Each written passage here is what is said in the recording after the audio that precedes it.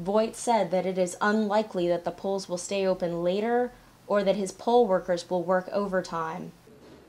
How do you get those people who've been there for 13 hours to stay? They want to go home. And I'll get news for you. They are going home.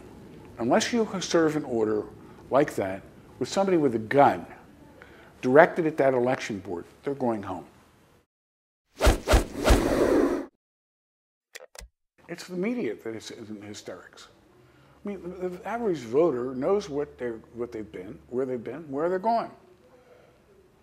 I mean, I'm an average voter. To be honest, I don't think the media is in hysterics either. Very few people are covering this. Thank God. Earlier this week, ANP reported that parts of Pennsylvania, including Philadelphia, experienced machine problems during the 2008 primary, which led to very long lines and voter disenfranchisement.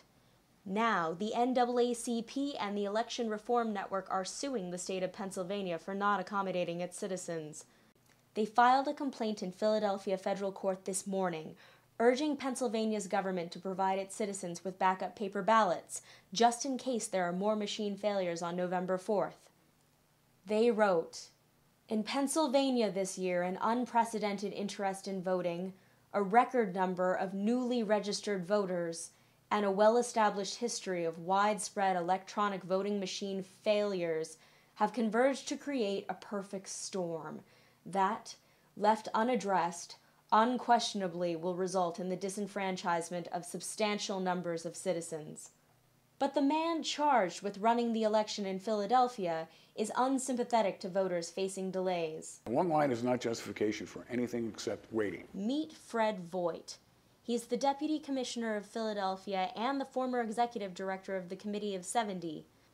The Committee of 70 is one of the oldest election watchdog groups in the country, dedicated to promoting fair elections in Philadelphia.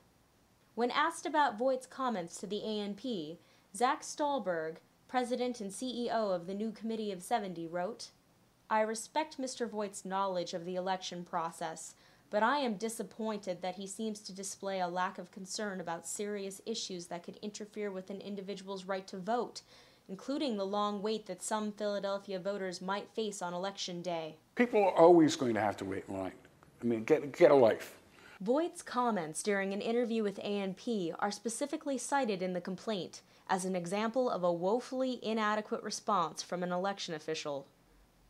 During the interview, when asked what people could do to avoid long lines, Voigt recommended getting to the polls before they open. If you don't get in line at 7 o'clock and you wait until 7:30 or wait till 8, then the line builds up and you wait. But voters suing the state of Pennsylvania did get in line before the polls opened and still faced machine breakdowns and long delays. After waiting for the only 2 voting machines to be repaired, I was able to cast my vote. After waiting 1.5 hours, during that time at least 100 voters left without voting, possibly not to return. And even Voigt argued that it might not be a good idea for everyone to show up at the same time because that could cause even longer lines. If everybody comes at one time, there's no way that you can prevent that. And there's nothing you can do about it. You just tell them to come back later. And for those people who can't wait because of work? If you live in the far Northeast and you work in South Philadelphia, you're out of luck.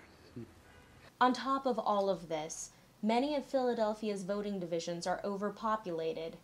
Under state law, there should be no more than 1,200 registered voters per division, but city commissioners have allowed some to plump up to nearly 3,400 voters. And recently, reports have emerged claiming that Philadelphia has insufficient polling resources and could require more than 20 hours to process all potential voters. But still, Voigt said that it is unlikely that the polls will stay open later or that his poll workers will work overtime. How do you get those people who've been there for 13 hours to stay? They want to go home. And I'll get news for you. They are going home. Unless you serve an order like that with somebody with a gun directed at that election board, they're going home. It's better to count all the votes. It may take a little more time, but this is our job, and that's really what democracy is about. This is going to be an easy election. We have to live in a real world where people, unfortunately, will get disenfranchised. That happens. It happens in every election.